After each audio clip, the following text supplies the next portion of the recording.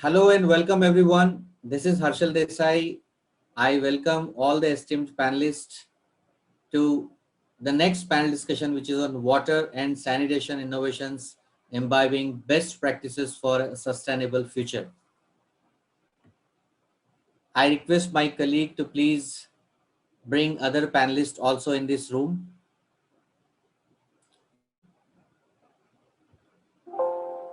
Water and sanitation innovations is, of course, indeed one of the major subject, and imbibing best practices for a sustainable future.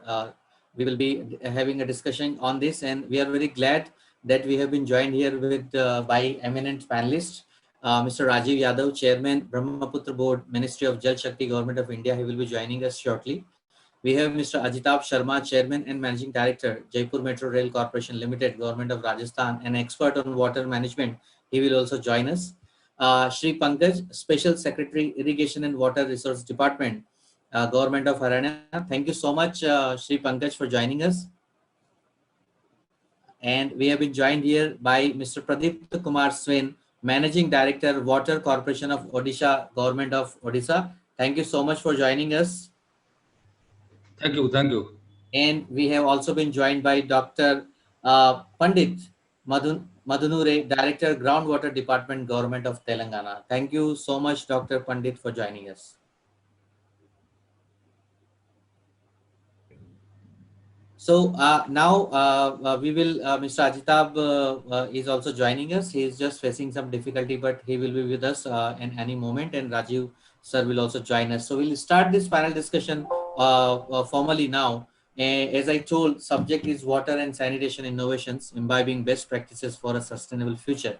And to start this panel discussion, I would like to seek opening remark from all the esteemed panelists, and I'd like first go to Shri Pankaj, Special Secretary, Irrigation and Water Resource Department. Sir, how significant this subject is? And I would like to request you for your opening remark.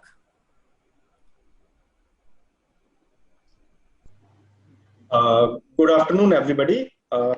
I think I need not speak much about how important this subject is because all the people who are connected here, all the esteemed guests, speakers who are here, they all are related with water sector. So apart from the consumer or the farmer, there is no one who can appreciate more the requirement of water. Like I believe that farmer is the first person who knows what scarcity of water actually mean to him, because his livelihood directly depends on availability of water. And similarly for the domestic consumer whose life depends on water, so there is no point emphasizing need of importance of this. And this is the time, like now this is the time when we have started realizing that we don't have any future without water, and governments at various level have started appreciating significance of saving water. So like in Haryana government, when I will be sharing my presentation, I will emphasize that Haryana government is really serious about it. And government has taken some very tough stands, which are usually not supported, with the help of which we have taken some very like revolutionary kind of, I will say, steps for promoting micro irrigation and like promoting efficiency in other segments of consumption of water.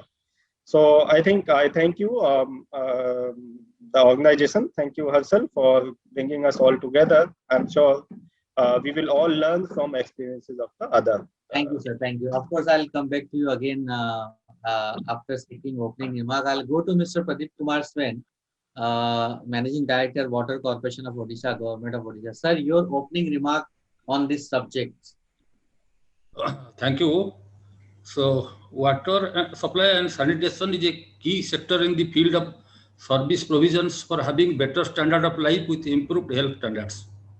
Access of safe drinking water is a fundamental right of human beings. On the other hand, water is a very scarce commodity. Water is considered as a life. The value of water being scarce and being fundamental rights of human beings, it has become invaluable. Disposal of wastewater for clean and green environment is equally vital. Carriage of the wastewater, storage water through integrated storage system and treatment of the same in sewage treatment plants has become an essential feature of the modern towns. carriage of sewage from public septic tanks by cesspool and treatment by fiscal sludge treatment plants is now a recent trend to avoid time-taking and difficult sewage network system. Providing safe drinking water at the doorstep of the citizens during the pandemic situation was a big challenge to the service providers. However, by innovative technology and dedicated attitude of the service providers, water and sanitation sector has delivered its best. Although the workers and the officers working on water and sanitation are coming under essential service category, till that they have not been recognized as COVID warriors. In my opinion, they should be declared as frontline COVID warriors. With this background, I want to say that water is life. I agree with Mr. Pankaj, and this topic is very much a burning topic for discussion. Right. Thank you. Yes, one of the speakers said in the morning that in the pandemic we have seen all kind of shortages, be it oxygen, hospital infrastructure, beds, and several other things. But he mentioned about electricity, and water, I believe, is the second next important component which were there even during the pandemic, and people in several offices were working to ensure a seamless supply of both these key components, which are very necessary to enable everyone to fight this COVID-19 pandemic. I'll seek a brief opening remark from Dr. Pandit also. Dr. Pandit Madhunire, Director Groundwater from Government of Telangana. Sir, your opening remark, please. Dr. Pandit Madhunire, am I audible to you? I think his screen has freezed. Yeah, Dr. Pandit, am I audible to you, sir? Yeah, Harshal. Your opening remark on the subject, your opening remarks, sir, on this subject. Yeah, thank you, Harshal, and the panelists who are there. So a warm good afternoon, all of you. This is the topic which burning topic. Now, as you know very well that the most of the states, they have become open defecation free, as well as the Jal Jeevan mission is also taking place. Government of India is implementing Jal Jeevan mission all over India, and my state also implementing Mission Bhagiratha program on the same line, which started earlier than the Jal Jeevan mission. And some of the issues definitely because of your open defecation policies, some of the issues may are what I have learned, gone through some of the various papers published recently, that it is also creating a lot of anthropogenic contamination problem. So in that connection, actually, we have to see that whenever we are constructing some pits for this under ODF, I think we have to take a lot of care so that the contaminant should not percolate to the ground and join the aquifer. Because when it is joining the aquifers, the shallow water table area, wherever the water tables are shallow, and if the faulty structure is constructed there, I think that it is creating a lot of problem, and the groundwater is getting polluted through anthropogenic contaminant, which is a nitrate. So I think in that direction we have to see, and we have to give some of the recommendation to the government. And as you know very well that the government of Telangana, after formation, is doing a lot of things in the water sector. Most particularly, our Honorable Chief Minister is doing a lot of things in the water sector. And as a result of all those things, now as per the latest resource estimation, now almost there is a decrease of 14% stage of groundwater extraction in the state. So which the report we have submitted recently. So in due course of time, I will be joining with some of my if required presentation, or I will be joining. Thank you. Thank you so much, Dr. Pandit. I'll go to Shri Pankaj. Shri Pankaj, one question to you, and then I'll request you for the presentation which you want to show. A major share of water in India goes to the agriculture sector, and how can technology tools be leveraged to reduce water consumption in the sector while keeping the factors like accessibility and affordability in mind?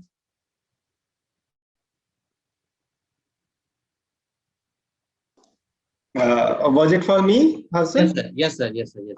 Okay. I will say there are two aspects of this question which you raised. One is the technology, but more than technology, it's about behavioral change, a social behavioral change. Because like around 70 to 75% of total water consumed in our country goes to agriculture sector. Remaining like 20% or something goes to industries and household consumption and all other requirements, commercial requirements. So somehow farmers' behavior has to be a focus for change. Because right now in Haryana, we are dealing, like my main assignment as of now is about micro irrigation. So I have dealt with the farmers, and there is a serious, very hard, I will say, mindset of the farmer that yield of the crop is proportional to water you put. And we somehow are also responsible for that, because during this green revolution, we have put it in the mind of farmers that more water and more ingredients like fertilizers and pesticides you put in the field, more outcome you will get. So as of now, I think it's more, as far as agriculture sector is concerned, it's more about behavioral change that is required rather than the technology. So the technology part comes after that. Like when we talk about saving water, we talk about crop diversification, we talk about micro irrigation, we talk about piped water courses rather than open water courses, so that seepage is less. The areas which are facing water logging, we talk about recharge, borewells which suck out water. So those all things are the easy part. The difficult part is to convince the end user, that is the farmer, that they are ready for these things, because there is a lot of resistance among the farmers for any kind of technological change, which officers who are senior, they tell us that they faced when this green revolution came. Now we are going in the totally opposite direction, and we will definitely, and we are actually facing the same kind of resistance. So I think that technology part is a secondary one. The first is that behavioral change of the farmers. Right. Thank you so much, sir. So you have some presentation also. Yeah, I have. Yeah. So we maybe please request you to show the presentation. Okay. How can may I know, Harshal, how much time I have? Yes, sir. We can do that for 7 to 10 minutes. Okay. Yes. Fine. So I will just save it. Yes, sir.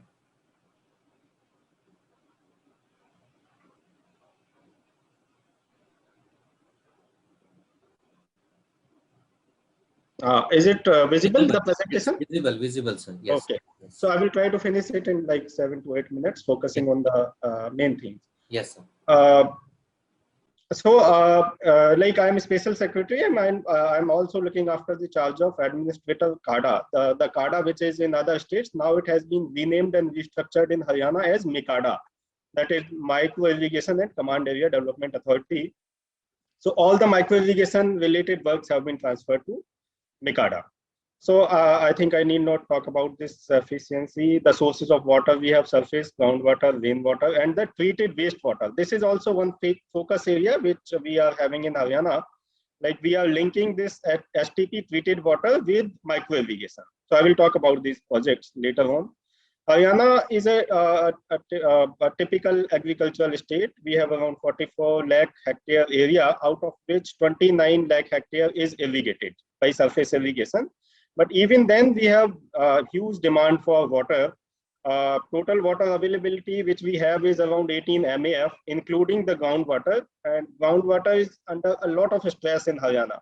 Like around 140 out of 141 blocks, 81 of them are overexploited.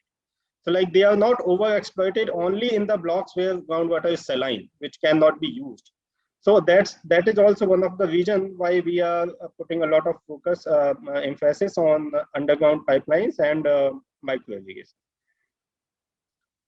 So we have done some studies, like we selected few blocks, we collected some data like how are farmers growing crops, different crops, and then what is water demand for individual crops, and then we installed micro irrigation systems, and then we showed them like if you go for micro irrigation, the groundwater demand will go down, like it will be around half of it. So these are details of the data. This is a typical CWC data. Like if you choose different kind of irrigation combinations like water course and the kind of irrigation, sprinkler, drip, micro irrigation, how much efficiency you get. So in Haryana, yeah, as far as this canal water is concerned, we are somewhere around 45% efficiency. So, and we are targeting to shift it to 75 to 80% efficiency using pipe network and sprinkler and drip irrigation. So we did in last 3-4 years, we did pilot projects. Like we did 14 pilot projects on canal-based system in combining it with micro irrigation. We did 6 STP-based projects, like STP water was provided to farmers, linking it with micro irrigation. And then we also did like 9 or 10 pond-based projects, linking it with micro irrigation. Pond-based means overflowing ponds, villages which have excess water. So we had mixed experience. This is a diagram, like we provided them grid connectivity for running the pumps, put the water in the tank. Then from there, solar system, and then hydrants were provided up to the fields, and their micro irrigation was to be done. So we had mixed results. This is data related with one of the projects of canal based. So around total like 600 acre area we covered, 700 acre area we covered in one of the projects. And we had like mixed results in the sense that the infrastructure part which was the easy one, it was done very nicely. But when it came to farmers adapting MI, then came the problem. So like out of 14 canal based projects, we had 3 projects where farmers adopted MI. In remaining of the projects, adoption of MI was very limited, like some 5%, 10%. And mostly in the farmers who were not able to do any kind of agriculture, in absence of this project, they were happy because we laid the hydrant system, and also they started doing the flood irrigation, which they were not able to do before. Out of those, only a partial fraction of them went for micro irrigation. So, but we had a lot of learnings, like economy of scale was not there. Then we realized that land for common ponds was not available, and grid connectivity had some issues like power bills. Although we planned it for zero billing, but power bills, they started becoming a problem. But in the surrounding area, at least they worked as demonstration farms, and people had some understanding that this micro irrigation system also works. So for like some last 8-9 months, we have been working on evolving a new model. So like this is our model. We have linked these micro irrigation systems with water courses. We brought 2 policies, one for water courses and one for on-farm pond. We said that now as we developed a portal also, and then all the applications for water courses as well as on-farm ponds, on-farm MI, and we also integrated solar pumps with this. Although this is provided by a different department, but we now have a common portal. So any farmer which needs anything related with micro irrigation, upstream, any requirement or micro irrigation as such, they can apply on a single portal. 3 components we provide from Micada only, and 1 component is from Hareda, but we facilitate it. So any farmer, and at the same time, we have practically stopped making any water course where less than 70% farmers are willing to have micro irrigation. So that is a very tough stand from the government, especially at this time when farmers are also having an agitation on some different issue. But this is because government is giving a lot of priority to groundwater, that it should not be abstracted. So this is a new model which we are trying here. And fortunately, on 5 of our projects, we have been able to convince farmers for applying for on-farm MI. So we have floated 2 tenders also of around 30 crore rupees. So this new concept, which just I showed here, it is about bringing economy of a scale for micro irrigation. So like one vendor will come, they will do the whole design, and they will also do laying pipeline, installing pumping and solar systems, and MI also. So these are different subsidies like and contributions on water courses. We are taking only 1% contribution for the farmers. On solar pumps, government is providing 75% subsidy. On on-farm tanks, we are providing 70 to 85% subsidy depending on community and individual tanks. And for on-farm MI, state government is giving top-up subsidy. So total we have 85% subsidy state government is providing. So on the portal, we have clearly defined priorities and marking system, like the person, the WA which chooses more MI will get a priority, and more area will be covered, that will get a priority. Such type of 5 damage and all 5 priority areas we have selected. So these are details about, like we have got all somewhere around 6,000 applications, including the individual on-farm MI applications, as well as the water course based MI applications, and also STP based. We have also floated 10 STP based projects where it has here as 1A. STP water will be provided to farmers linked with micro irrigation.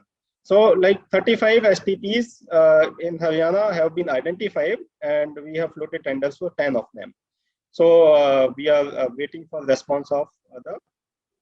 Other than this, crop diversification is also being tried in Haryana. Government has floated a scheme in the name of Mera Pani Meri Virasat. It says that any farmer who is growing paddy, if he shifts to some other crop, they will be getting 7,000 rupees per acre flat, like whichever crop they go for.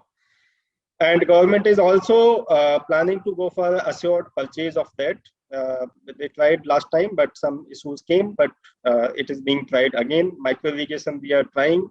Water accounting of surface and groundwater is also being tried in a big way. Like we are installing sensors and piezometer for groundwater and sensors in all our major canal diversion points, where so that the thefts and any seepage and all data we can get. So that will help us planning it.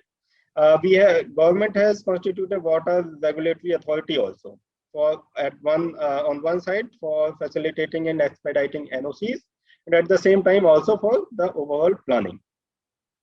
So some other portals have also been launched. I think how much time I have, Harsal? You are on mute. Yes, it's interesting, sir. You may please continue. Okay. Thank you. So, like apart from this Mera Pani Meri Virasat, in which 52 crore rupees government has already allotted, and we also have a portal in the name of Meri Fasal Mera Byora, in which every farmer every year enters data related with what crop they are growing, and that is verified. So this portal has completed 2 years. Now it is being integrated with a source of irrigation also. So very soon we will have a verified data about how much micro irrigation being actually used. Because this scheme has been there for around 12 years. So like as of now, government, as per government data, we have around 5,20,000 acres of micro irrigated area. This year we have a target of around 1 lakh hectare. So like 2,50,000 acre of area to be brought under micro irrigation. Similarly, we have also we are eyeing to catch the progressive farmers so that they train the other farmers. So for that also a scheme has been started, like they will train 10 farmers every year, which is planned to be increased to 50 farmers a year. And for that they will be facilitated, maybe some monetary incentive may also be planned by government later on.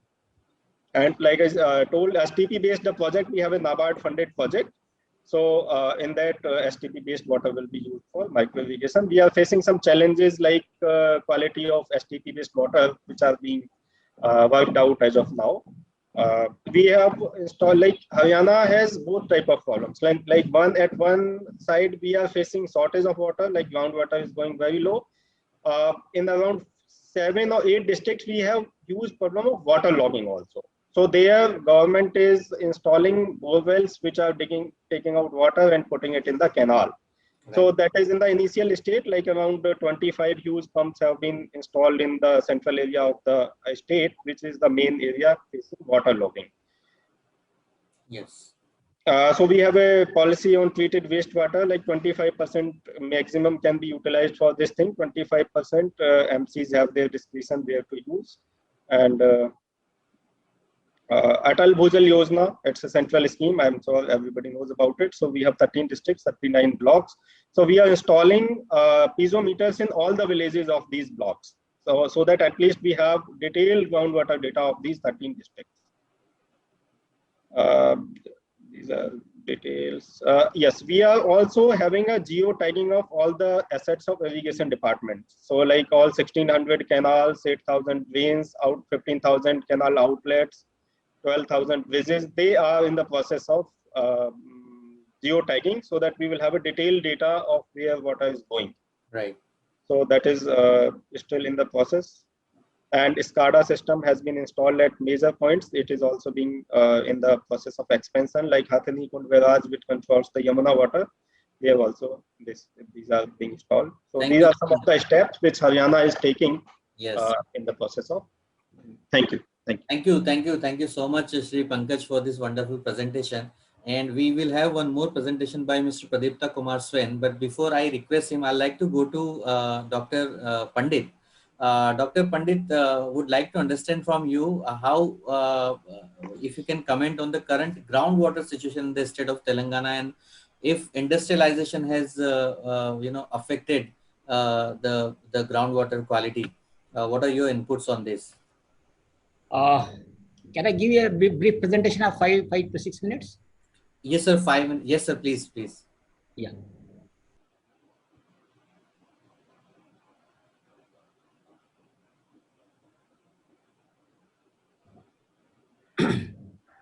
Yeah, you are able. Yeah. Slides are visible. Slides are visible. Yes, sir. It's visible. Yes, sir. We can see it. Yeah. Yeah, sir. As I have already told, sir, as you know, the Telangana is the recent state form, and mainly the main purpose of the Telangana formation fight was for the fair distribution of water resources. As only 18% of the resources were allocated to the Telangana state, and rest were for the erstwhile state. And before the formation of Telangana state, agriculture was in deep distress, and now it is the rice bowl of the India. Around almost in both seasons, Telangana is the rice bowl in India. And we have completed the largest lift irrigation project, that is KLIP, Kaleshwaram Lift Irrigation Project, where it has been completed in record time, and we have stabilized the ayakat about 37 lakh acres ayakat in the hinterland of Telangana.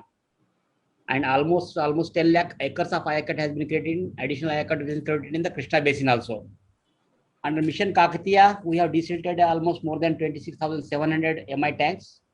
And now we are filling those tanks with the surface water, and now they are the perennial source of water, which is definitely helping the for the groundwater recharge. We are constructing about more than 600 check dams, above fourth order streams, so for impounding as well as for the recharge also. And all these measures taken by the government in the last 4 or 5 years, it is helping. It has helped to raise the water table at some places up to 10 meters, and on average, almost 3-meter rise is there in the state. So, what are the major strategies adopted by the government? Both technological solution as well as the institutional as well as the demand side solutions we have taken up.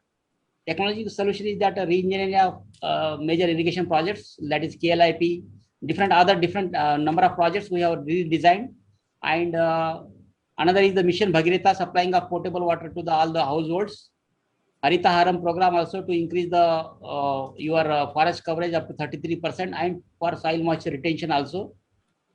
Then we have construction lot of injection wells in the existing water bodies, that is your artificial recharge shaft in the existing water bodies, so that wherever the water table was very deep, so we have brought that water table to the comfortable level. Now, institutional solution, our government has reorganized the entire irrigation sector on the your river basin approach, that is your project based approach, which is headed by our Special Chief Secretary, Dr. Rajat Kumar sir. And demand side measures also, a lot of measures have been taken, that is your farmers managed groundwater system, community based tank management system, then moderation of tanks and canals under World Bank project, and micro irrigation, as Pankaj sir was telling, in the government of Telangana has taken a lot of micro irrigation projects. Then other strategies, we are implementing Jal Shakti Abhiyan successfully. IEC activities, we are carrying out a lot of IEC activities so that the awareness among the farmers is percolated down to the ground. Then we are implementing the Water Act, which is the regulatory act, which is as per the CGW guidelines. That is the newer one, but since Water Act is implemented since 2004 in my state, then now we are giving online permission for industrial use, where whoever the industry want to establish some industries and they want to extract groundwater. So they will go through the portal and they will apply through that portal, TSI pass portal, and within the 15 days, it is mandatory for the department to give the permission or give the permission or reject the permission within the 15 days. If it is not given, it is automatically considered that it is given. And we are also implementing the National Hydrology Project in both surface water, groundwater department. We are implementing, and as a head of the groundwater department, we are implementing this project consisting of 74 crores. These are some of the snippets where our Honorable CM was inaugurating one of the balancing reservoirs of 15 TMC, and our Finance Minister as well as the Secretary Sir is also there. These are the one of the Honorable Minister for Jal Shakti, Gajendra Singh Shekhawat, who has awarded our groundwater department then under National Water Mission Award, the first National Water Mission Award. We have also installed a lot of RTDAS, groundwater level, digital water level recorders. Now all the piezometers, we are having more than 1100 piezometers where we are monitoring the water levels as well as the groundwater quality. Water levels we are monitoring monthly, and groundwater quality 2 times a year, that is pre-monsoon, post-monsoon. And now we have installed almost 240 digital water level recorders in the piezometers, where we are monitoring the real-time database, real-time monitoring we are carrying out. And this data is being shared to the Water Information Management System portal of the Government of India. These are some of the highlighting positive impact of groundwater regime, which came in the print media. So this is about the aquifer systems. Almost 10 aquifer systems are there in the Telangana state. Almost 81% hard rock and 19% soft rock, mainly drained by 2 river basins, Godavari as in the north and Krishna in the south. This is the source-wise irrigation in Telangana, how the groundwater irrigation has been increasing. Now almost 23 lakh hectare of irrigation is based upon, in the state is based upon the groundwater. And now we are utilizing about 51% as per the latest resource estimations are concerned. Almost 51% of the utilization is there. Whereas in the 2000 earlier resource estimation, it was about 65%. By taking all these measures, so our government was able to reduce the draft by almost 14%. This is as per the minor irrigation census. This is the paddy cultivation which I was talking to you. So almost paddy cultivation has been almost it has been doubled. The water levels, how the change we have brought in the water level sector, groundwater table has been increased tremendously as compared to the last decadal average also. What I was talking to you, so you can see that there is a lot of shallow water table has been increased tremendously. This is the trends after formation of Telangana and before formation of Telangana. So where the water level, average water level is showing the rising trend. This is about the electrical conductors. Some of the canal command areas, definitely the EC is quite higher. It is more than 3000 microsiemens. So it is a salinity problem is in some of the canal command areas. And this is a fluoride, no doubt. As you know, Andhra Pradesh, Telangana district, that is Nalgonda district, is the fluoride endemic district. And some pocket, definitely fluoride. It is a geogenic contaminant. So we cannot this thing. So definitely, whenever it is there, it definitely will come to the ground. And but as we are, our government is supplying potable water through Mission Bhagirath. So it means there is not an issue of fluorosis problem in the state. This is nitrate contamination. Definitely, it is more than 45, almost 40% samples are more than beyond the permissible limit. It is a common problem all over India. So nitrate contamination is anywhere. So it is an anthropogenic contamination because of your different reasons, which I was telling you earlier. That is because of some of the faulty ODF systems also, wherever the water table is shallow. So that is creating, and it is that your fecal contaminants are getting percolated to the ground, and nitrate contamination is increasing. Wherever the nitrate contamination along with chloride contamination is high, it means it is mainly because of your anthropogenic, because of fecal these things. And in some of the canal command areas also, nitrate contamination is quite high. because of the other reasons, excessive utilization fertilizers, as well as the fixation of nitrogen by the leguminous plant. Some of the reasons, because of that, I think also the nitrate contamination is quite high in some of the canal command areas. This, what I was talking to you about the resource estimations.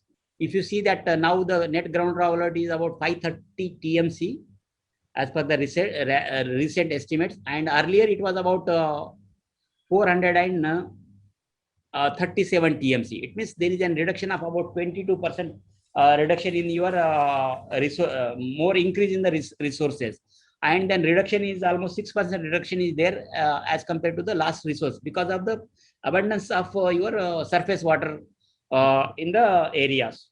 And because of that things, almost 70% watershed, 64% mandals, and almost 93% of my state villages, they fall under the safe category. Only remaining they falls under the OCS, that is your overexploited, critical or semi-critical criteria.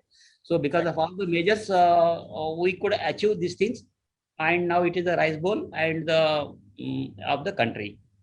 Right. So what I wanted to say, Right. Mr. Harshal. Thank you so much, Dr. Pandit.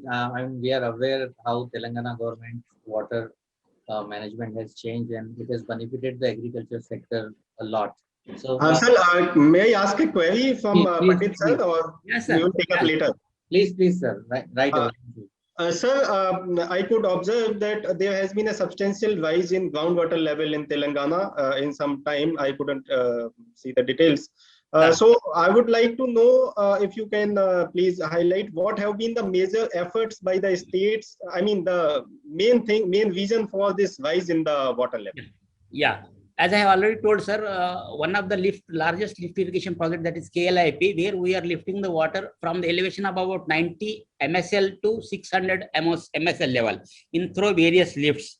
And we are lifting the water from that barrage at the rate of almost 2 TMC per day through various lifts, and we are storing, and we are bringing that water through the canals to the hinterland of the interior of the Telangana, where that is in central part of Telangana, where earlier there was not much, only the canals were existing, but your SRSP canals, so but the water was not released. So now we are bringing that water that from the KLIP, we are transporting water to the hinterland, and we are filling the chain of tanks. Almost 10,000 tanks we are filling at the regular interval. That mission tanks which we have regenerated, those tanks have been filling up regular intervals, and there is a perennial source of, now they are the perennial source of water. So one reason is that, so they are helping to recharge the aquifer. Another is your almost last 2 to 3 years, we have that, as I have said, that we have implemented that mission Kakatiya, where we have regenerated about 27,000, more than 27,000 tanks. And now the desiltation program has been taken. Now it is helping to recharge the aquifer, because now when we have desilted, now the strata has become porous.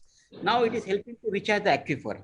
And apart from that, we have constructed a lot of check dams. What I was told that on the major rivers, 4th order and above order streams, we have constructed almost 638 check dams.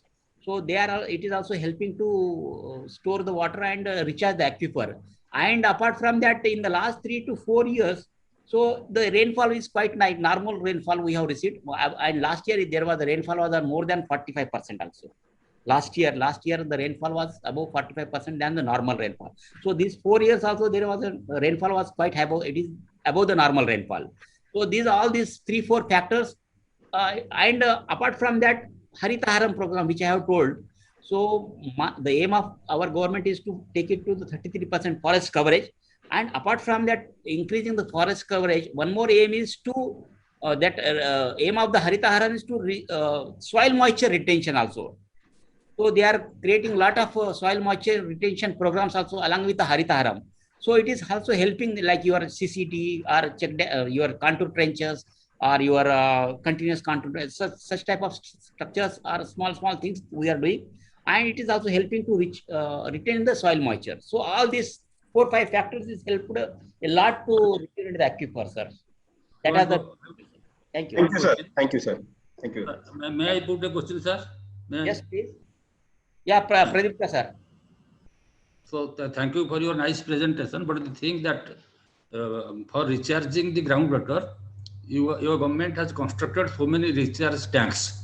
as you have told, so many Yes, sir, recharge not tanks recharge- and check dams.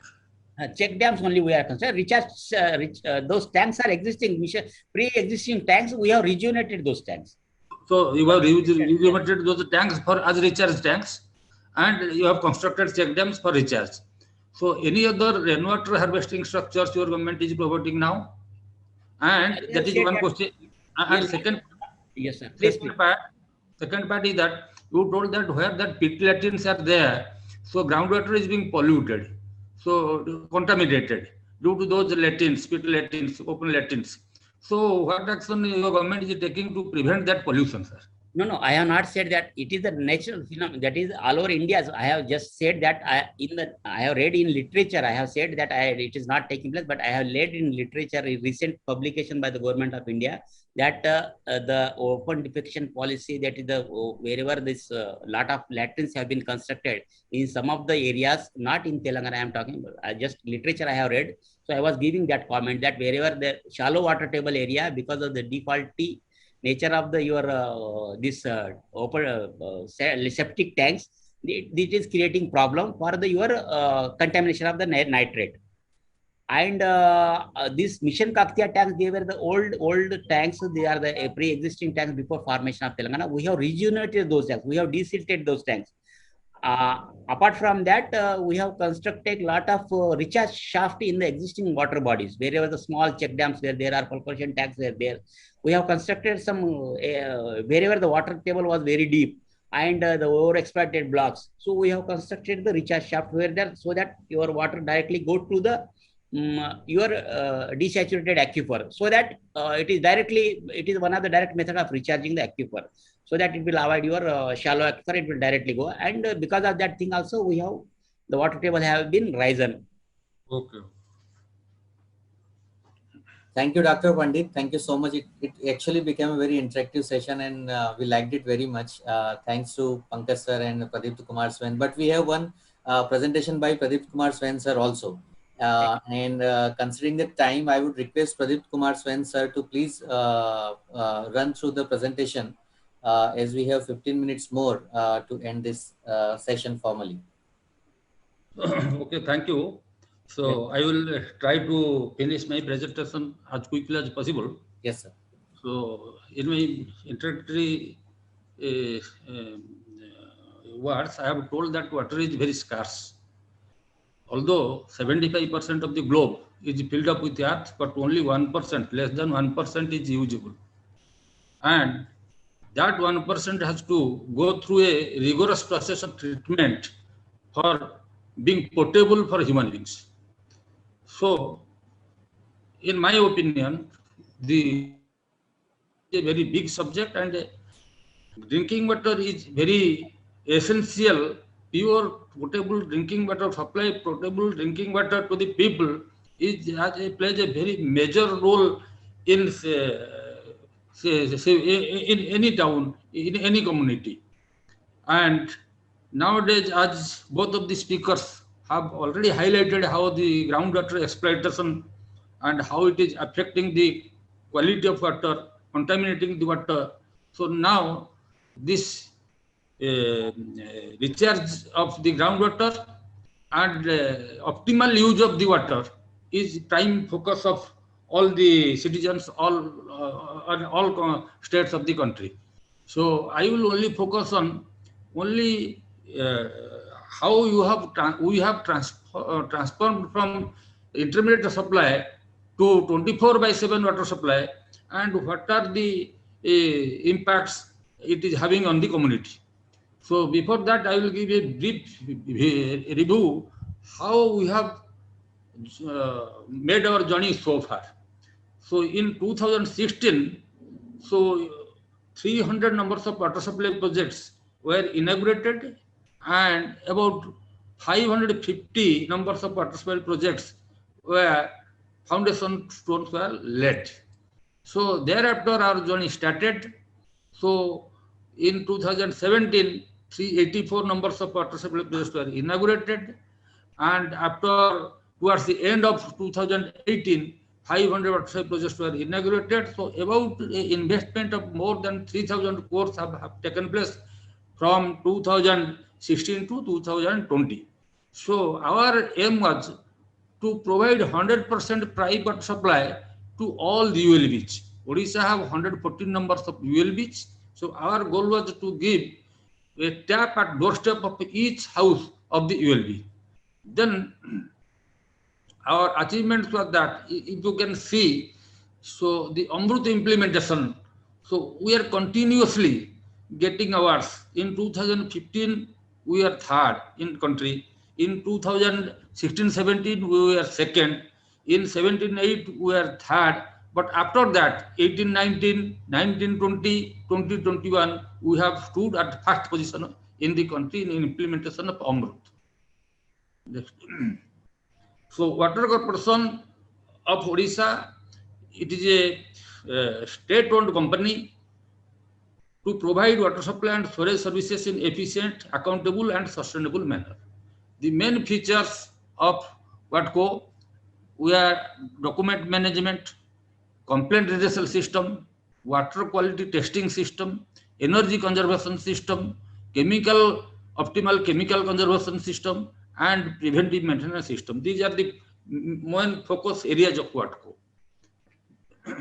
Next. So we, after regular water supply, it was intermittent water supply. So we wanted to go to a higher orbit.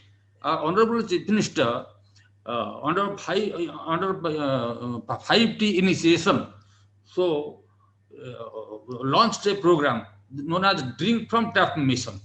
So drink from tap pipe water at each household. That means the pipe water should be so safe that a person can drink it directly from the tap. No further treatment is required. No aquaguard or filter is required. No boiling is required. So from the tap directly a consumer can drink. So that should be the quality, and the supply will be 24/7 at any time, at any moment. And for that, we will also wanted to have 100% metering. So this program was launched by our Honorable Chief Minister, and under Drink from Tap Mission, pilot projects were implemented. About almost 12 pilot projects in Bhubaneswar and Puri, covering a population of 1.8 lakh was implemented successfully.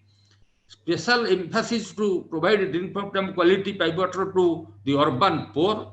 Saliasai, the largest slum in Odisha, having about 60,000 population, along with other few slums in Bhubaneswar and Puri, has been covered in pilot phase. Then these are some highlights of the mission highlights. IVRS based 24/7 customer care system. So we have installed our IVRS system, integrated voice recorder system. So the complaint of the consumer is directly escalated to the person, to the assistant manager, the engineer who will redress it. And after redressal, by the mobile app, he will upload it and the consumer can know that his problem has been solved. So this is one of the highlights of our mission. Then we have deployed some lab on wheels. So apart from our testing laboratories that I will come later on, so we have deployed some lab on wheels. That means wherever there is a problem, on the complaint of the consumer, a inbuilt laboratory in a vehicle will rush to the field, to the consumer, and see whether any quality related issues are there or not, and it will be solved there itself. So this is another important feature. Then we have formed some quick response team. So any problem, any complaints related to water supply, a quick response team will immediately rush to the site after receiving the complaint and assess the damages and will take immediate action for restoration. Then display of real-time water quality. So in Drink from Tap mission, this water quality is the major factor, the major thing to be taken care of. Because when we are assuring that we are telling people that you drink from the tap, So we must stand a guarantee that the water is safe. Therefore, we are displaying the real-time water quality at different locations of the city. Then smart water management, I will so everything is automated. I will come in next slide. And also we are having a pure for sure campaign. So to create awareness in the public that whatever water we are giving is safe and it can be taken directly from the tap. So a awareness campaign named as Pure for Sure campaign we have taken up. And this is the household connections, how we have increased the household connections. It was only 3,10,000 in 14-15, whereas in 21-22 it has reached 12,17,000. So this is the number of house connections we have increased. Bhubaneswar has been declared as the first million-plus city in the country to achieve 100% pipe water supply in household connection. In Bhubaneswar, every household has been connected with the pipe water supply, universally covered. There is nothing, everybody is getting pipe water supply. No other secondary method of water supply. 100% pipe water supply with the house connection achieved in another 9 towns also. So 100% pipe water supply with the house connections targeted in 57 ULBs by March 21 and all 114 ULBs of the state by March 22. Then this is an innovative idea. I will like to draw attention of everybody to this. Jal Sathi, development of Jal Sathi as our community partner in service providing, in provision of water supply. The community partners means Jal Sathis are the SHG members, self-help group members of that community, of that place, that ward. So they have been selected by us. So a woman or a lady of the community of that ward has been selected as the Jal Sathi. So the Jal Sathi, along with us, they have been they are in partnership with us, but they are collecting the bills. They are distributing they are taking the readings, meter readings. They are distributing the water bills. They are collecting the user charges from the consumers, and also they are addressing the complaints. Whatever complaints of the consumers, they are going door to door. Whatever complaints of the consumers are there, they are collecting it and informing to the concerned officers, concerned engineers for redressal. And also the Jal Sathis are equipped with the field test kits. They have been given field test kits. They can test the quality of water at each doorstep. So the deployment of Jal Sathi as a community partnership is a unique step taken by our state government and is being managed by WATCO. And next is, I must say that the Pure for Sure campaign. So initially, when the drink from tap mission was launched, so there was a doubt in the mind of everybody. Even if there was a doubt in the mind of the administrators, in the level of the secretaries also, the mind of the ministers, in my own minister also, how this is possible. So, so we had to explain to them. So we started this campaign. Even if my secretariat, where my chief minister sits, I have covered under drink from tap mission. My chief minister is drinking from the tap, not without any further treatment. So this campaign was helpful under 5T transformative initiative of the state government. So this awareness campaign was going on and is also continuing. Then water quality and surveillance awareness. So we have set up 9 state level laboratories, district level laboratories and 1 state level laboratories which are NABL accredited. These are very sophisticated laboratories. So every day the water samples, there is a protocol how the water samples will be collected, how they will be tested. There is a water sample testing protocol published by the government of Odisha. So as per that protocol, all the testings are being conducted and the results are being made published in public domain through net.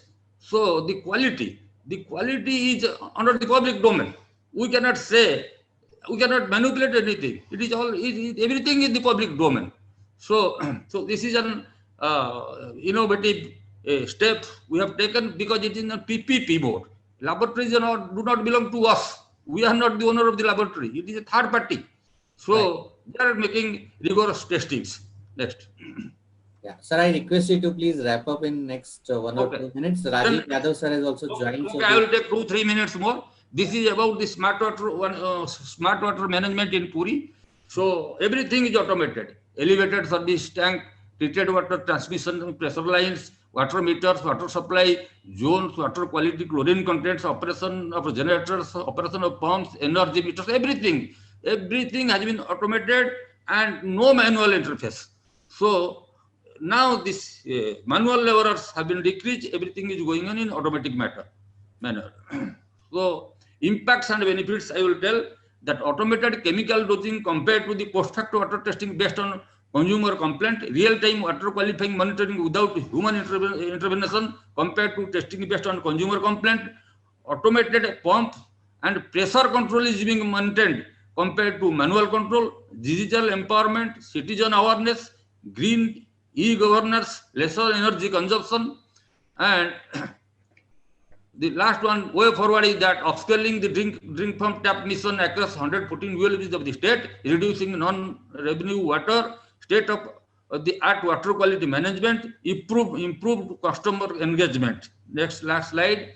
So we look ahead, plan for next 5 years, 24/7 water supply projects in 20 towns, capital outlay of around 300 crores, a setting of Odisha Water Academy, it has already been set up, upscaling smart water management in other cities, and also establishment and efficient operation of NRW cell.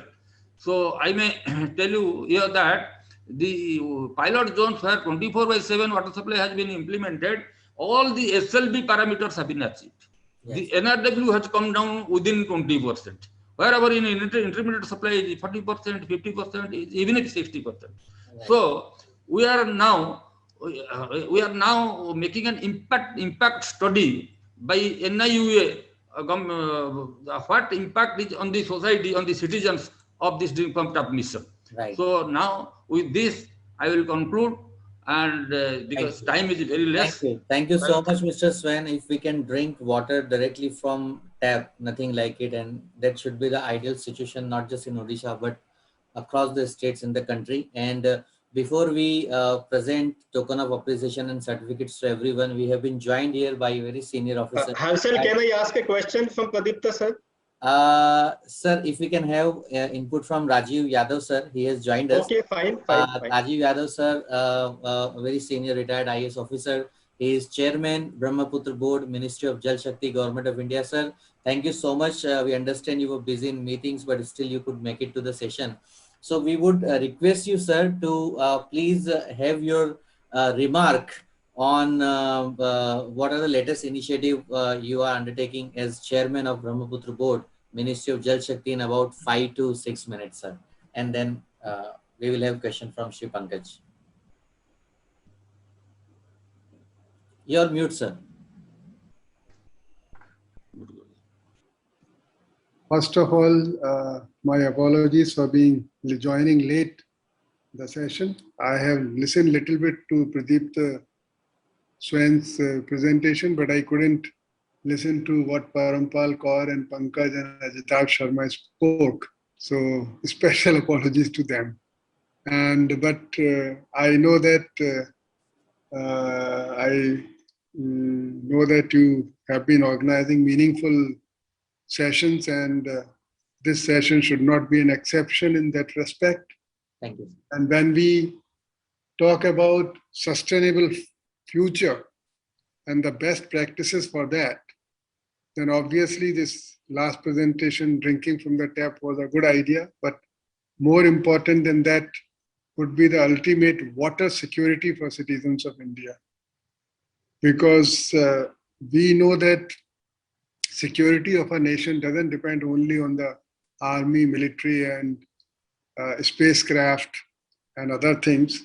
The basic security of a nation depends on food security, on water security, on health security, And if a country has to become strong and really be on the world stage, then we have to ensure these basic securities in our system and for the citizens.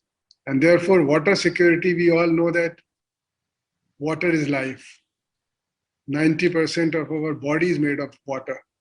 So unless there is good potable drinking water for everyone, and it is very, very heartening to note that under Ministry of Jal Shakti, under the stewardship of Honorable Minister Shri Shekhawat ji and the guidance of Honorable Prime Minister and his vision for this clean drinking water to all citizens of India, we are going to have this water security pretty soon as far as drinking water is concerned. But availability of water to every citizen, that we have to ponder and think and plan, and also make part of our behavior pattern so that we can ensure water security to our, I will say, children and grandchildren.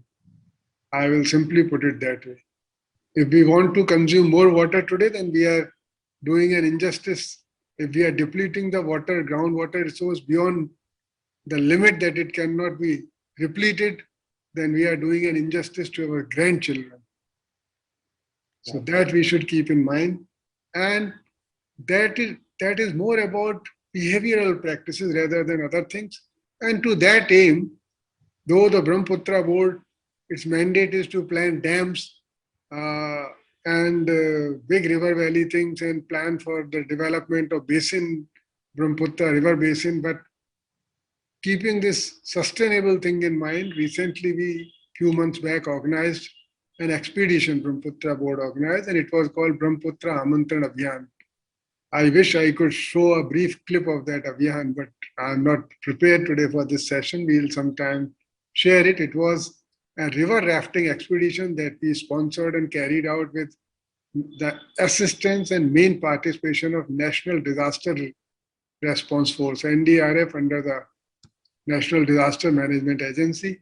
And we started this expedition from Galing, which is at just at the border where the Brahmaputra river enters from China into India, in Arunachal Pradesh at the border of India and China. From that spot, the expedition was done, and it was an expedition which is on the highest difficult terrain, because in Arunachal, the degree of difficulty of this expedition was 4 or 5, which is 6 even, which is very high. And this is no other river in India offers this kind of river rafting expedition as Siang, as it is called in Arunachal. Brahmaputra is called Siang in Arunachal. So as Siang offers, okay, 60% of discharge of Brahmaputra is from Siang waters. So you can say that Siang is Brahmaputra actually, because it is the river that is coming from Tibet and then entering India, and then joined by Dibang, Lohit, 2 major other rivers, which come from the south bank of the other hills of Assam, and Naga Hills and the hills which are bordering Myanmar.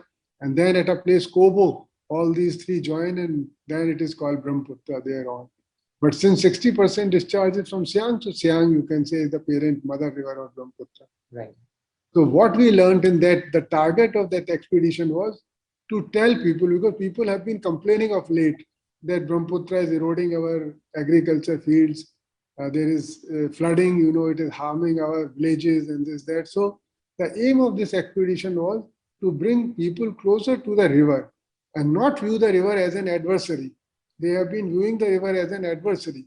So they should not view it as an adversary. They should learn how to live with the river. Their forefathers have lived with this river. What is so big now about it? Why can't the new generations live with the river? So it was in that format that we organized this expedition, and it was a grand success, and we could involve the young people all throughout the expedition. We covered entire 946 kilometers of the river in India, the Indian territories, and we covered all districts of Arunachal, which are on Siang. So about 10 districts in Arunachal and 18 districts in Assam were covered, and people along the river, they heard from NDRF people, what to do in case of small things that you can do for floods. And many of these things their forefathers knew, but somehow of late, the younger generation has thought that maybe they need not learn these things, and we have a feeling that for everything now, there is a specialized government department which will do it, so that certainly is not the sustainable way. For a sustainable living, some knowledge has to remain with the people. Everything cannot be with the experts. Okay. So the knowledge has to be distributed widely. Basic knowledge. The high level of knowledge will be with the experts, and they only can decide and they only can implement that. So with that idea, we carried out this Abhiyan, and our organization website never got more than 2,000 hits, but this Abhiyan website got 2 lakh hits. So that itself shows that people are not interested in our technical things, what we are doing as Brahmaputra Board, but they were very much interested in this Abhiyan. So that is just a pointer to other people who are engaged in the field of water security and water management, that we have to connect with people. We may be in any organization, we may be doing whatever. The connection with people has to be there, and we have to keep the supreme stakeholder is always the citizen. That we have to keep in mind. And our water practices, therefore, have to be such that in the young generation we can inculcate a regard for water and an empathy for water use and no wastage. I will say that only. Right. And with these words, I will like to close, because I know that I'm exceeding the time. The time for the session is over. But I still enjoyed talking, and I wanted to convey this idea. Thank you. Thank you, sir. Thank you so much for joining. And even if you joined late, it's meaningful for us, and we are grateful that you took out time. Pankaj sir, very quickly, if you can ask the question that you wanted to ask, and then we will formally close this session, because we have next session after 4 minutes. Thank you, Harshal. My question is to Pradipta sir. Sir, the project of drinking from tap was definitely in no unequivocal terms. It was an ambitious and very challenging project. And your department must definitely be congratulated for achieving this project. But I have a small query, sir. To the best of my understanding, the main challenge in this project comes from the 2 parts. Like, first we treat the water at the your water works, and then pump it to the houses.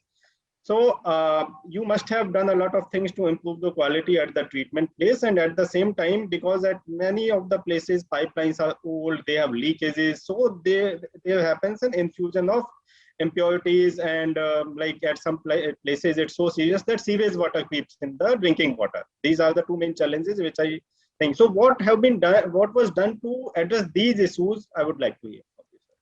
Thank you. That is a very, very, very good question from you, sir. So for drink from tap, so treatment at treatment site is must, rigorous treatment.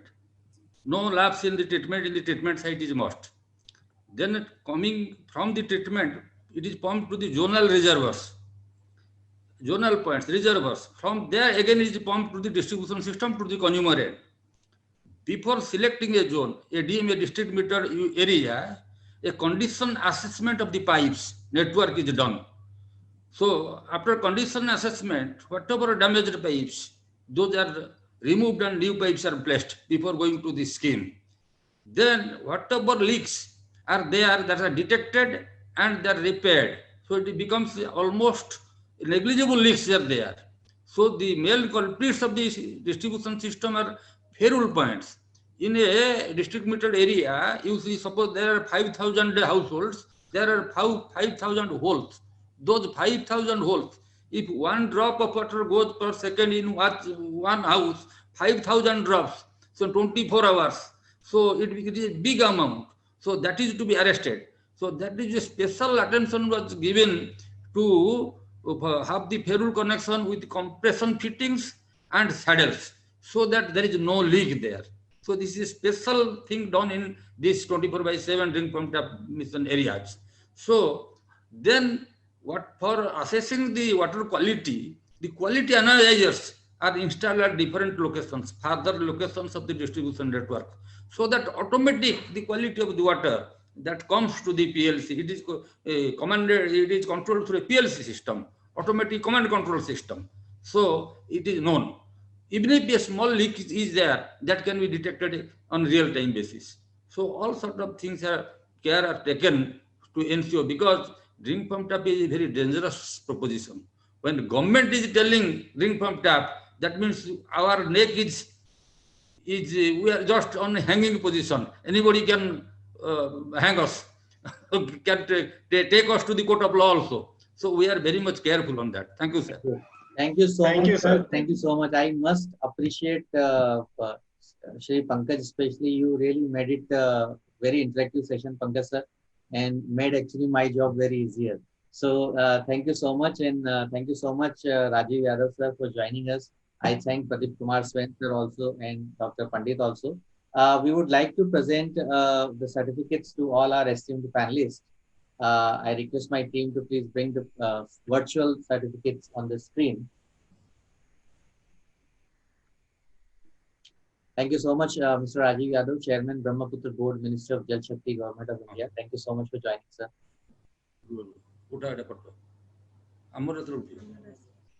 Shri Pankaj, Special Secretary, Irrigation and Water Resource Department, Government of Haryana. Thank you so much for joining.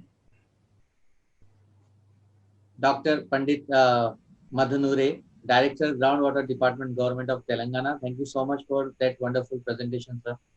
Thank you, Harshal. Thank you. Mr. Pradeep Kumar Swain, Managing Director, Water Corporation of Odisha, Government of Odisha. Thank you so much, Mr. Swain, for joining us. And with this, we have Dr. Ravi Gupta also. I request Dr. Ravi Gupta for a brief vote of thanks. Okay, I think, yes. Vote of thanks, Dr. Ravi Gupta, briefly, and we are preparing for next session now. Yeah. Thank all our esteemed speakers for joining this session, and it was a very, very insightful session. Thank you so much. We are honored to have you with us. Thank you so much. Thank you, sir. Okay, thank you. Thank you.